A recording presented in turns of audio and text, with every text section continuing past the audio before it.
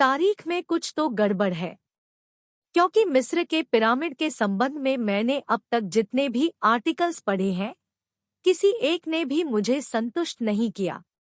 क्योंकि हम आज के दौर में भी मिस्र में बनाए गए अहराम या पिरामिड नहीं बना सकते, तो इस दौर में ये कैसे मुमकिन हुआ था?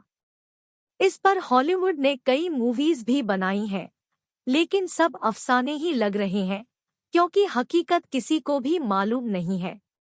हम जानते हैं कि मिस्र में मौजूद पिरामिड्स कब्रें नहीं हैं, क्योंकि इनके के अंदर कभी कोई मम्मी नहीं मिली। अब तक रिसर्च के मुताबिक तमाम मम्मियां किड्स वैली में ही पाई गई हैं। हैरानी की बात दरअसल ये है कि वो लोग कैसे ग्रेनाइट के 20 टन ब्लॉक्स को एकदम सही अंदाज से काटते थे और उन्हें लकड़ी के रैम्प्स के साथ बादशाह के हुजरे यानी कमरे में एक दूसरे के ऊपर रखते जाते थे। क्या उस दौर में इंसान इस क्षमता में था? और यह काम किसी अत्यधिक एडवांस टेक्नोलॉजी के बिना मुमकिन है? मुझे तो नहीं लगता। मान भी ले कि लकड़ी के रैम्प्स इस्तेमाल किए गए थे। बड़े बड़े पत्थरों के 3 मिलियन ब्लॉक्स को ले जाने के लिए लकड़ी प्रदान करने के लिए आपको पूरा जंगल काटना होगा। तो इस लकड़ी का सबूत कहाँ है? मिस्र से हमें अब तक जितनी भी चीजें मिली हैं, उनमें किसी एक में भी यह नहीं लिखा कि 3 मिस्रियों ने पिरामिड बनाए थे। तो पिरामिड बनाए किसने? उन्हें तकरीबन 3 मिलियन पत्थरों की खुदाई, फिर उन्हें काटने और उठाने के लिए तकरीबन कितने गुलाम या मजदूरों की जरूरत हुई होगी?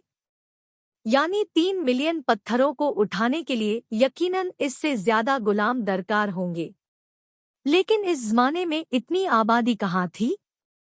चलो मान लेते हैं कि काम मजदूरों ने ही किया है, लेकिन टेक्नोलॉजी के बिना पूरे पिरामिड्स को सही उत्तर के समूह में कैसे रखा गया था?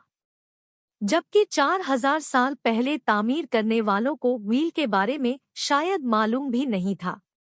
तो व्हील के बिना यह सब कुछ कैसे मुमकिन हुआ? पिरामिड्स में एकदम सही जगह पर पत्थर रखे गए हैं, ये काम तो बेमिसाल है।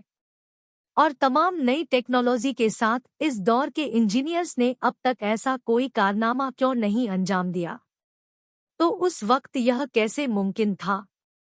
दुनिया भर के तमाम मेगलिथ ढांचे के बारे में क्या ख्याल है? वो एक जैसी तकनीक के साथ एक ही ज्योमेट्री क्यों बना रहे थे? इसके अलावा पानी के अंदर पाए गए जापान के पिरामिड्स के बारे में आपका क्या ख्याल है? इससे तो यही नतीजा निकलता है कि इंसानी तारीख का कुछ हिस्सा हमारी नजरों से अभी भी ओझल है, जबकि बहुत कम हिस्सा इतिहासकारों ने महफूज कर पाए हैं। शायद मैं गलती पर हूँ, लेकिन मुझे तो यही लग रहा है। आप इस बारे में क्या राय रखते हैं? कमेंट्स में अपनी कीमती राय का जरूर इजहार कीजिएगा।